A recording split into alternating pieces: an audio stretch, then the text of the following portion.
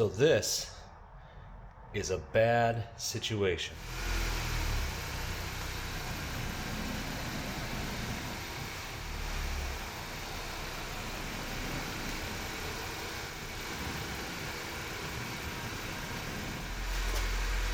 We're gonna fix it.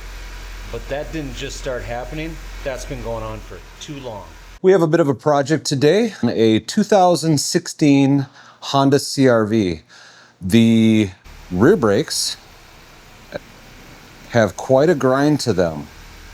Now, I will tell you that there are occasions where you might have a caliper issue and it'll seize up and grab your pads and wear them down very quickly. I don't believe that this is the case in this situation. I believe this was a turn your radio up and ignore it type situation until it got so bad that the noise couldn't be ignored. You can actually feel it in the brake pedal.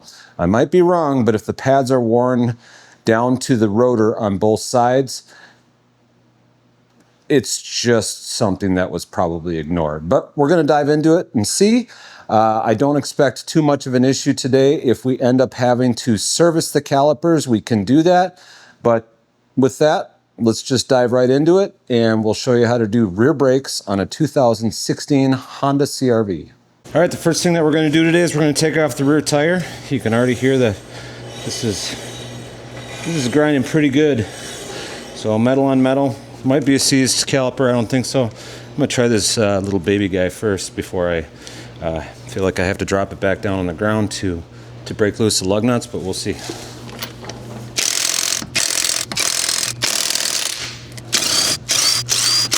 I always take the top one off last. This one right here. And that's why, because the tire will want to come off. So if you look at this here, we do have a metal on metal situation. You can see a bunch of metal flakes. Looks like this pad over here, looks like we're hitting the lip on here. Looks like there's some meat on this side. I can't quite see this side, and I can't feel the back of the rotor. So the next thing that we're gonna do is we're gonna break loose these two pins here. I'm gonna squeeze this a little bit to take the pressure off of the pads, and then we'll be able to get in there and see what we got going on. So all I'm doing here is I'm just gonna put the C-clamp on here. I want to be on a good spot. You don't need a lot of pressure. If I had a seized rotor, normally you wouldn't be able to easily spin these back wheels either. And that wasn't a problem. As soon as I had the wheel off, this was spinning just fine.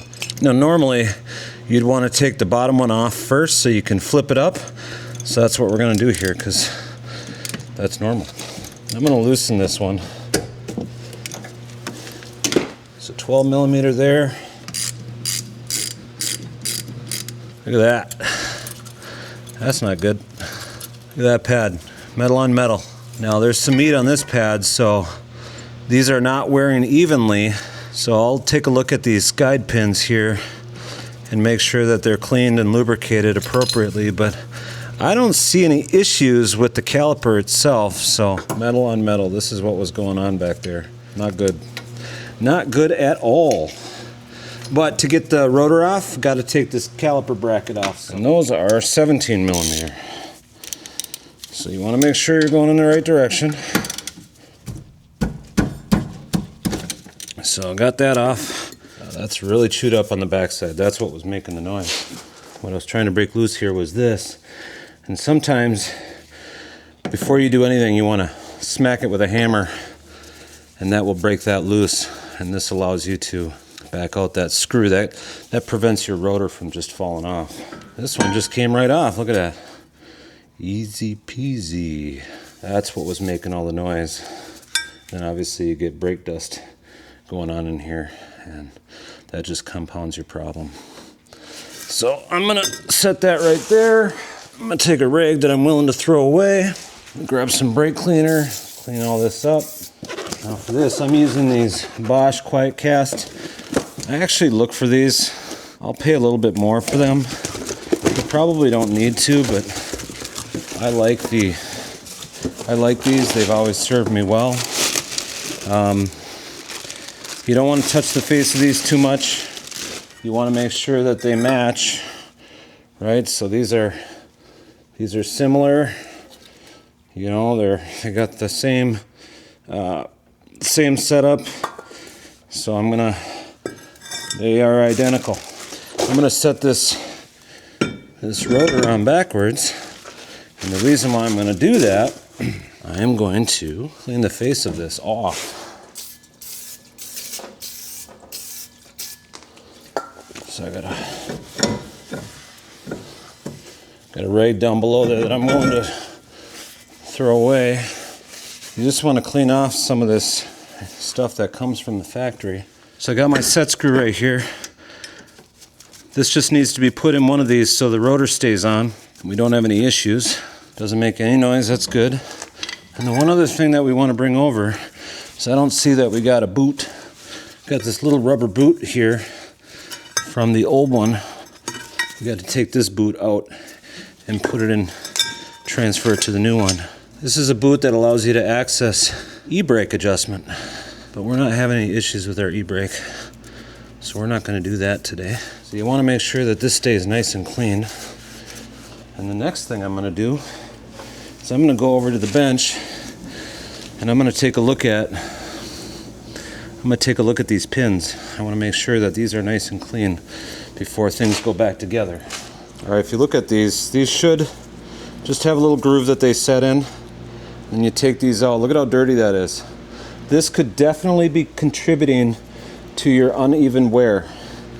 This was not seized up. I don't believe that caliper was seized up because, like I said, when I took off the brake and I even jacked up the car, the wheel spun, which means the caliper is retracting. But what we got here is some really dirty pins, and we're going to clean this up. We're going to clean off the cavity in there, and we're just going to put this back together. And I don't see any corrosion on these pins either. They were just dirty. I would bet the last time that these were done, they probably didn't have the inner parts of them cleaned. But we're going to do that right now.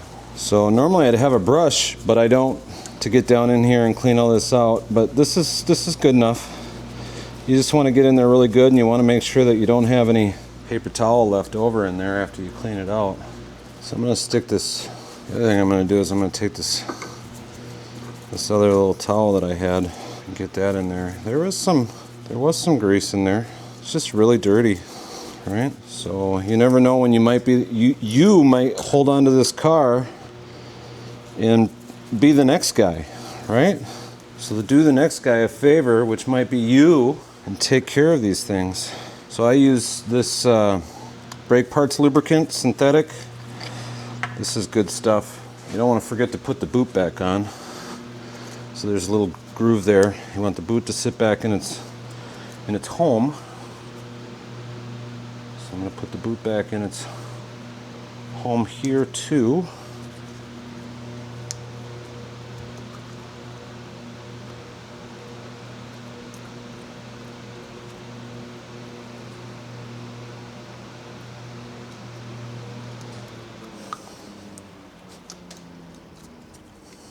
All right, and then what I'm going to do is I'm just going to put some of this lubricant on the pin here, and then I also get a little bit, I actually get a lot in there. Not a lot, but when you go to put this back in, it's well lubricated. You don't want it to be spongy. You want it to glide very smoothly. So I'm just kind of working it back and forth, getting the lube in there. It's going to want to pool towards the top, so you don't want to put a bunch towards the top. You want to have it more towards the bottom here. So you don't want to have a bunch of buoyancy in there. You just want to have it lubricated really well, because the caliper is strong enough where caliper is going to do its retraction work. That's going to do the heavy lifting. You don't necessarily or absolutely don't want the caliper bracket and the buoyancy of the pins to be working against you here. So I like that. I like the feel of that. Not overly buoyant. The caliper can definitely pull that back. It's not requiring a lot of effort to do that. So we're gonna go back over to the car here and. All right. So the other thing that we want to do here is we're gonna put these back in here. It's kind of an orchestration of sorts. Oh, you know what I'm gonna do? I'm gonna put a little bit of Loctite on here. So I'm going to put a little bit of Loctite on here. You want to do this on both the top and the bottom bolt. You don't need much to hold it in there. So I got some on the top bolt, got that lined up, and I'm going to put a little bit of thread lock on here as well. You don't need much. That will work its way into the threads and hold that in there just how you need it to. Usually do 1 or 2 ugga-duggas. 1, and then 2 final tighten. You can look up the specs if you want. I've always been comfortable with that as long as you're putting thread lock on there. All right, so the next thing that we want to do is we want to back this piston back. This isn't a very big caliper, so it's going to go back pretty easy. Yeah, there is no resistance. This is a normal piston pushing back. I'm going to go out on a limb and say I think the majority of this issue started with the pins needing to be re-greased. Definitely was one of the main culprits in this situation. So I'm going to get these pads out. Now one of these pads sits down into the caliper right down here.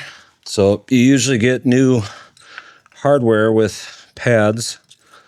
These are going to go here. Here's your little feeler. So you want to make sure that you're paying attention to that. Again, I think this was neglect. I'll say that the person who was driving this vehicle was a younger driver. Probably thought that they could go longer than they anticipated without having to change the pads. Mistook the situation, and here we are. The biggest thing that you want to do is you want to make sure that the new hardware is clearing the pad or clearing the rotor, and then the same thing with the upper. So what I did was I used a hammer to tap that down a little bit. Then I'm going to do the opposite over here. See that? The new pads came with grease. Usually they come with a little bit of grease. Even the Bosch is skimping out. The only other thing that we got to do here is we got to get this other pad in here. I'm in on that one. Look at that. Piece of cake. I'm probably going to have to put a little wrench on there just to hold those pins from spinning. No, it's actually okay. There we go. So that slides and moves nicely. Greased up pins, not buoyant. So what could have happened before was this squeezed and these were too buoyant for the caliper to control this, and these got dirty or whatnot. They wouldn't retract properly, but the caliper itself is working properly to squeeze this back and forth. So I feel really good about this. You know, we got good spin. Wheel bearing looks good. So that is done. All right, so the last thing we're going to do is we're going to put this tire back on. So I always like to put the top one in first. You want to do them by hand. Just a little bit. And now I can do the rest of these like this. Put those on like that. Get those started by hand. I always like to do a star pattern. And this is a small impact wrench. So I'm only going to do a little bit because I'm going to torque by hand. But there we go. Done. All right, folks. So I got this one apart over here. This was both, we'll call them inner pads. So the pads over here, both worn down to metal on metal. Like this is what your feeler should look like. It's just past the pad, so when you're getting low, it will squeak. But the moment your pads start making noise, you gotta replace them. Metal on metal is a safety hazard. So I'm gonna finish up this side. I'm not gonna show all the steps, but this is what we were looking at over here. This is how much pad you should have, and that's the situation we're dealing with. The job's done. The car's facing the other direction because I took it for a drive. This is actually much later. And when you first repair or replace the rear brakes, they will almost sound like they're grinding still when everything's fresh and new. And you'll want to drive it 30, 50, sometimes 100 miles. and get the pads and the rotors set in with each other, and then they'll stop making kind of that rubbing noise. I mean, they are hard substances, and they gotta wear into each other. So after a little bit of wear in, everything's working as expected. No issues. I don't have any concerns with the calipers whatsoever. I think there was a thought that the caliper was seized. Not at all. Not a problem at all. I checked the fronts. They still about have 30-40%. So I would say those probably got to be done before next winter. It's just heading into spring right now, so they'll be in good shape. But when I went to go take off the front lug nut, that broke off. There was one of the lug nuts that was obviously cross-threaded when someone put that on there. Folks, this is just a PSA, but put your lug nuts on by hand, and then if you want to use a drill to put it on, do that. But don't just load it in the drill and then bzzzt, put it on, because if you cross-thread it, you're just going to wreck the wheel stud. So anyways, hope you enjoyed the video. I hope you found it informational, and if you have to do this job, it's actually not very intimidating. So the brakes weren't that much money. I think out the door with a rebuilt kit that I got as well, shipped to me, the rotors, the brakes and everything cost about $133. So not bad at all. So if you find yourself paying $400, $500, $600 at a shop, this might be something that you might want to look at doing, because you can save yourself a ton of money, and you can buy all the tools you need to for that. So, all right. Thanks, everybody.